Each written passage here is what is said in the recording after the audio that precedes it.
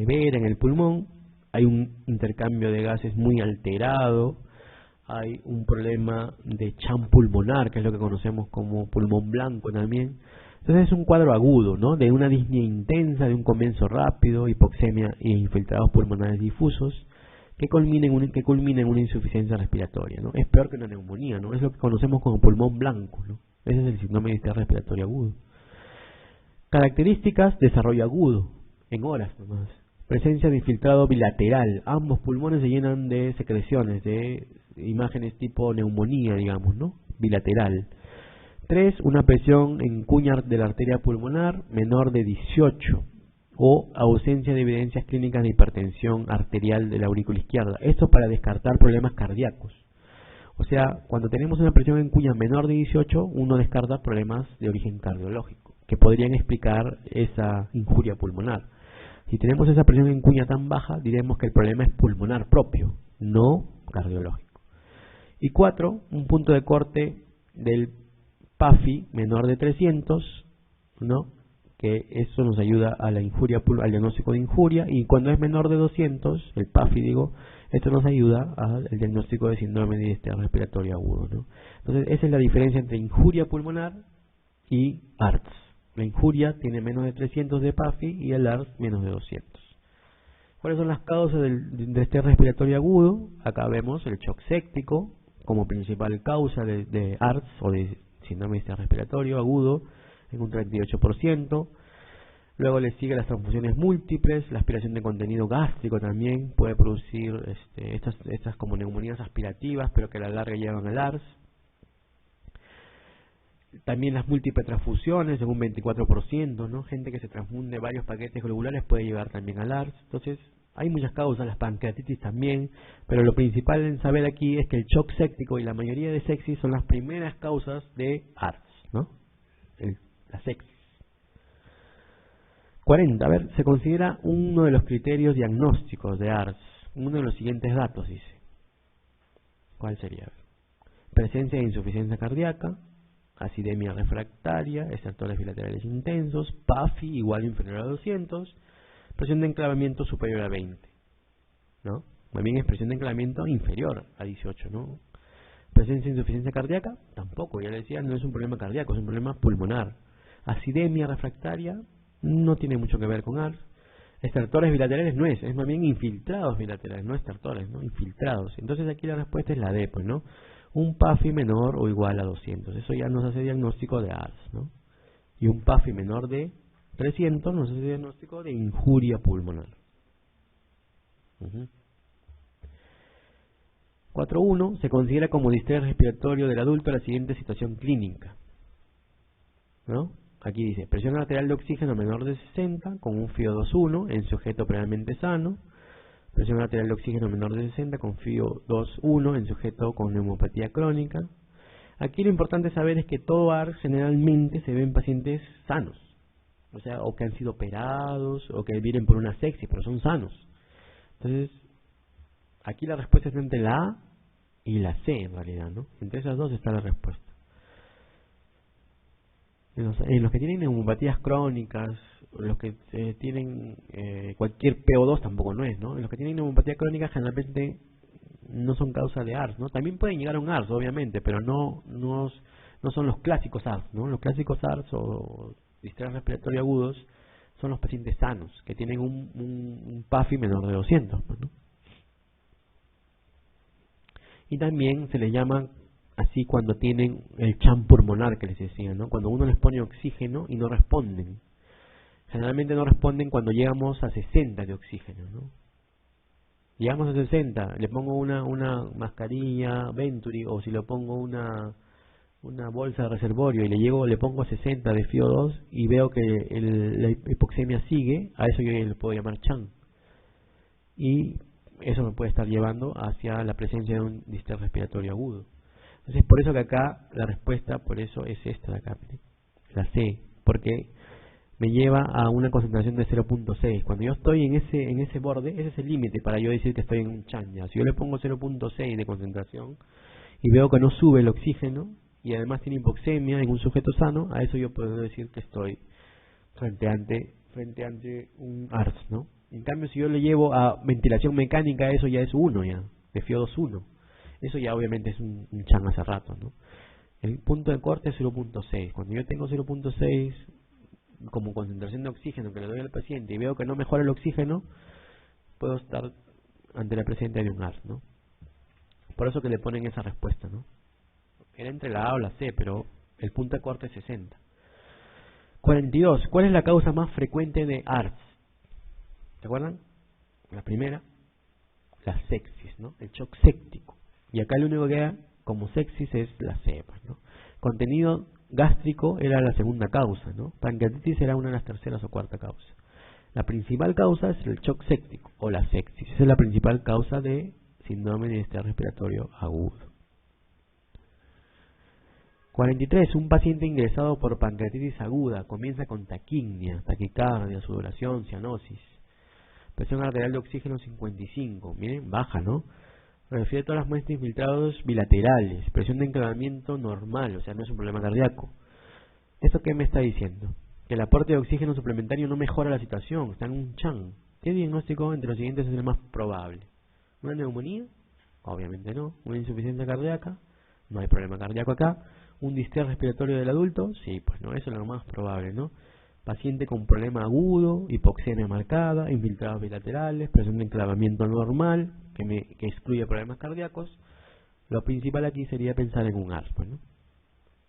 Embolia grasa, pues no, ¿no?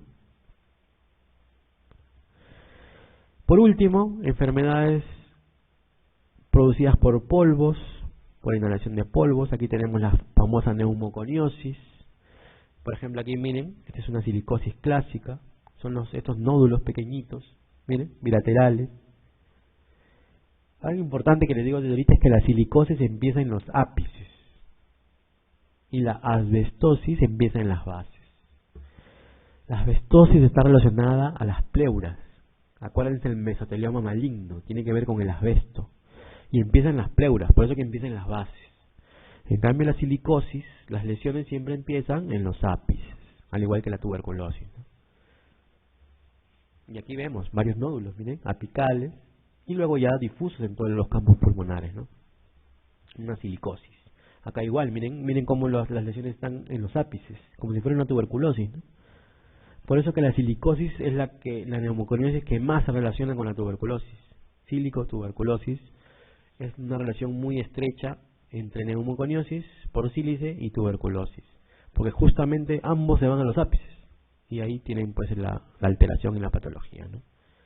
Obviamente que si la silicosis avanza, produce ya un daño, una fibrosis masiva y un daño pulmonar masivo, ¿no?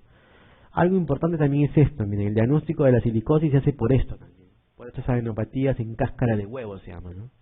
Que también son clásicas en la silicosis, ¿no? Entonces, lesiones apicales, adenopatías en cáscara de huevo, silicosis. Lesiones en pleura, asbestosis. Mesotelioma maligno, asbestosis. Miren acá cómo las lesiones empiezan arriba, en los ápices, eso es silicosis. Cómo van avanzando conforme pasa los años de exposición a este mineral, ¿no? O al sílice, ¿no? Miren cómo está lleno esto de sílice, ¿no? De gránulos de sílice. Neumoconiosis tiene que ver con neumo, que es pulmón, y coniosis, que es polvo, ¿no? Entonces es la acumulación de polvo en los pulmones. Y acá están también la clásica cáscara de huevos, miren. Las adenopatías en cáscara de huevo, clásicos de la silicosis. Hay muchas causas de neumoconiosis, hay muchos polvos, ¿no?, que producen neumoconiosis. Está la silicosis, la asbestosis, la antracosis, ¿no?, siderosis, etcétera. Pero también hay otras causas de enfermedad pulmonar que son producidas también por componentes orgánicos, que en este caso no es como la neumoconiosis, que son componentes inorgánicos. En el caso de los componentes orgánicos también producen problemas tipo neumoconiosis, pero no se llaman realmente neumoconiosis, se llaman alveolitis alérgicas extrínsecas. O sea, miren, cuando la contaminante es inorgánico, neumoconiosis. Cuando el contaminante es orgánico, alveolitis alérgica extrínseca. O también se llama neumonitis de hipersensibilidad. Así de simple, ¿no? contaminantes orgánicos, alveolitis alérgica extrínseca, contaminantes inorgánicos, neumoconiosis. ¿Qué neumoconiosis? Silicosis, asbestosis, siderosis, antracosis, bueno, todo lo que son minerales, bueno, que son los que causan neumoconiosis. Esto es importante, la etiopatogenia, el tamaño de las partículas. Cuando son más de 10 micras, las partículas, digo el tamaño, se quedan en el aire. Cuando son menos de 10 micras pasan a la vía respiratoria. Cuando son de 1 a 5 micras son las partículas respirables las que justamente se depositan en los pulmones. Cuando son menos de 1 micra generalmente son expulsadas hacia el exterior. O sea, si son muy pequeñitas uno las expulsa. Si son muy grandotas, más de 10 micras, también no entran, se quedan en la nariz, en la lengua, en la boca. Si son de 5 a 1 micra, esas son las partículas respirables. Son las que producen justamente la neumoconiosis. La neumoconiosis obviamente depende del tamaño de las partículas, pero también depende de la concentración, ¿no? Si son sitios cerrados, minas, pues donde no hay ventilación y están muy concentradas esas partículas, obviamente puede producir neumoconiosis. El tiempo de exposición también. Las neumoconiosis, y esto es importante, aparecen luego de 10, 15 años de exposición. No aparecen después de 1 año, 2 años. Tienen que pasar 10, 15 años de exposición de un minero a estos minerales para recién producir neumoconiosis. Entonces un minero que les diga yo soy doctor, he trabajado 1 año nomás en la mina y ya estoy así, no es así. Será otra cosa, pero no es eso. Susceptibilidad del trabajador también es cierto. Algunos trabajadores de repente en los 10 primeros años ya tienen una neumoconiosis avanzada y hay gente que trabaja pues 30, 50 años en minas y no le pasa nada. Entonces también depende mucho de la susceptibilidad o de la carga genética que el trabajador tenga, ¿no? Silicosis. Decía la neumoconiosis más frecuente. Cuando les pregunte cuál es la neumoconiosis más frecuente, silicosis, en el mundo, silicosis. Eso tiene que ver con inhalación de polvos de sílice y frecuentemente también, o sea, son de las preguntas que les hacen, está más relacionada de todas las neumoconiosis a la tuberculosis. Sílico-tuberculosis es la asociación más frecuente de tuberculosis con neumoconiosis. La asbestosis tiene que ver con polvos del asbesto. El asbesto es una sustancia muy dañina también porque produce cáncer, no solo produce patología benigna sino también maligna. El desarrollo generalmente se hace después de 5 años de exposición, en este caso sí porque es una sustancia maligna. Frecuentemente se complica con TB, pero no tanto como la silicosis. Y esto sí, es importante, se complica mucho con el cáncer, ¿no? Con el cáncer de pulmón y con el mesotelioma maligno que les estaba hablando, ¿no? Que es un cáncer de pleura. Antracosis tiene que ver con el carbón, ¿no? Muy rara vez se complica con tuberculosis. Lo importante de la antracosis es que fue la neumoconiosis primera que se describió en el mundo, ¿no? Hace muchos años, la primera neumoconiosis que apareció fue la antracosis. Siderosis tiene que ver con polvos de hierro, de fierro, ¿no? Ocurre en trabajadores que trabajan en minas, en fundiciones de fierro. Raramente se complica con tuberculosis y obviamente, como todas las neumoconiosis, mejoran con el cambio de ocupación. Beriliosis es otra neumoconiosis, tiene que ver con polvos de berilio. También mejora con cambio de ocupación, pero no es muy frecuente. Vicinosis tiene que ver con polvos de algodón. Algodón es vicinosis. Produce un cuadro parecido al asma, sobre todo cuando el trabajador va a su chakra de algodón, entra a su chakra y empieza una crisis de asma. Esa es una vicinosis, por ejemplo, ¿no? Pero la vicinosis está considerada actualmente como una neumonitis de hipersensibilidad, porque es un polvo orgánico. Por eso les decía, antiguamente eran neumoconiosis todas, ahora ya se dividieron. Neumoconiosis es inorgánico y alveolitis alérgica extrínseca o neumonitis de hipersensibilidad orgánico. En este caso algodón, vicinosis es orgánico. El tratamiento es alejarlo pues de las zonas donde hay algodón, ¿no?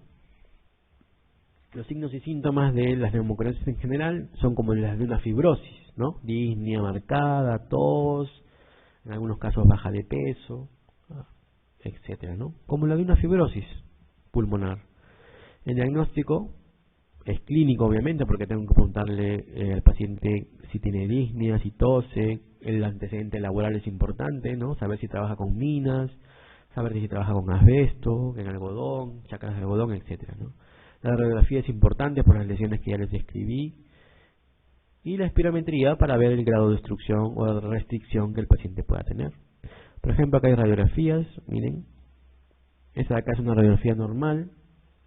Y miren aquí una neumoconiósica, ¿no? Infiltrados apicales, silicosis. Radiografía normal, miren, cáscara de huevo, silicosis.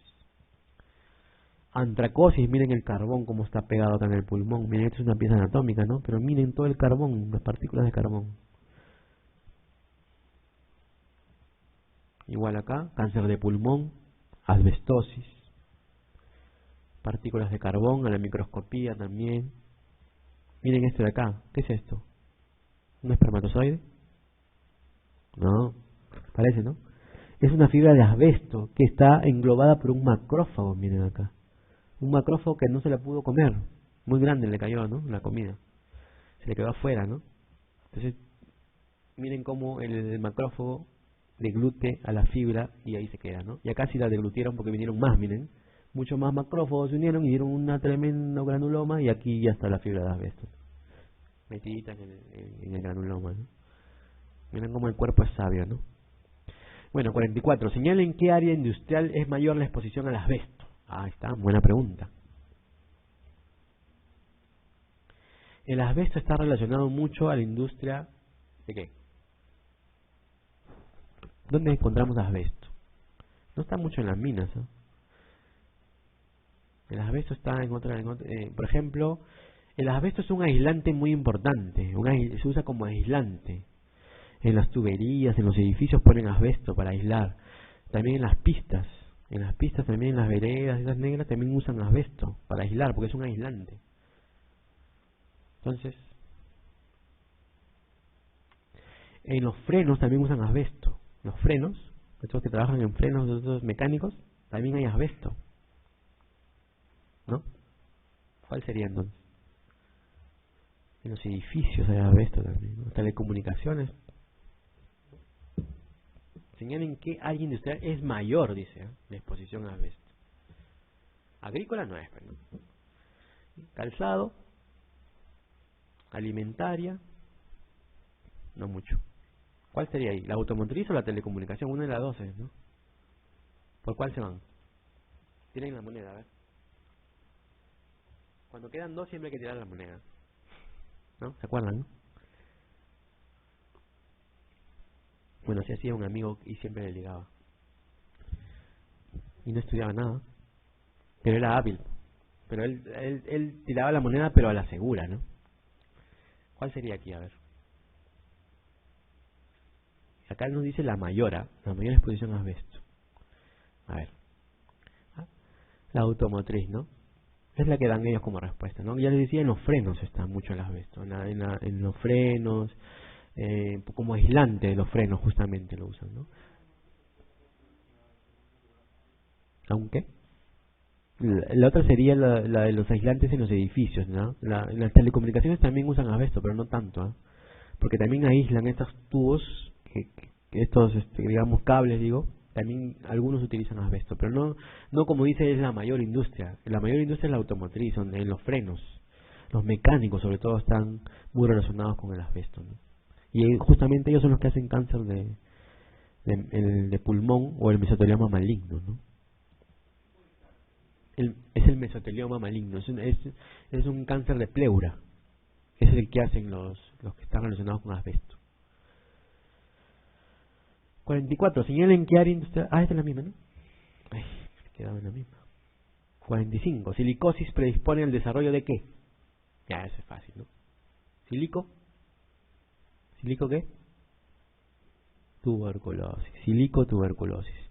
Cáncer no es silicosis, ¿eh? Cáncer es asbesto. Mesotelioma maligno también es asbesto. Silicotuberculosis.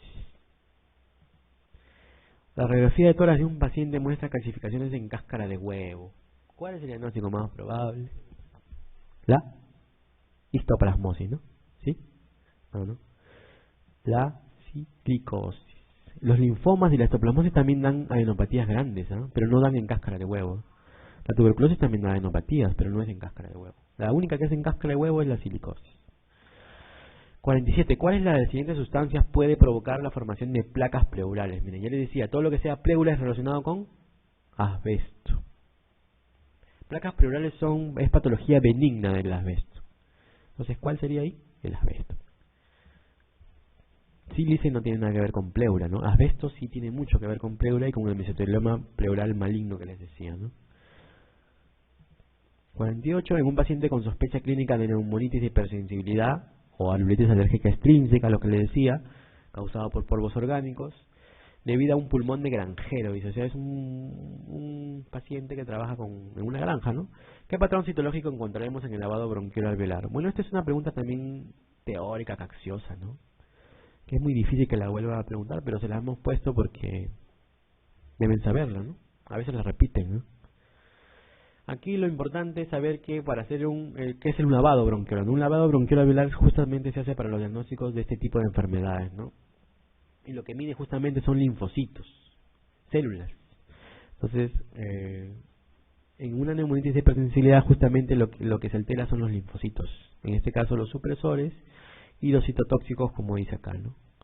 Un aumento de los linfocitos T supresores sobre los citotóxicos. Eso es lo que predomina en una alveolitis alérgica extrínseca, ¿no?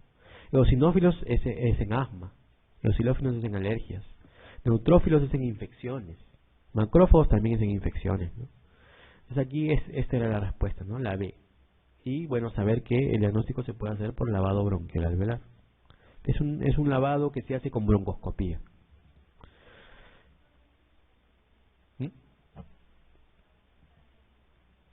Es la B. ¿Sí?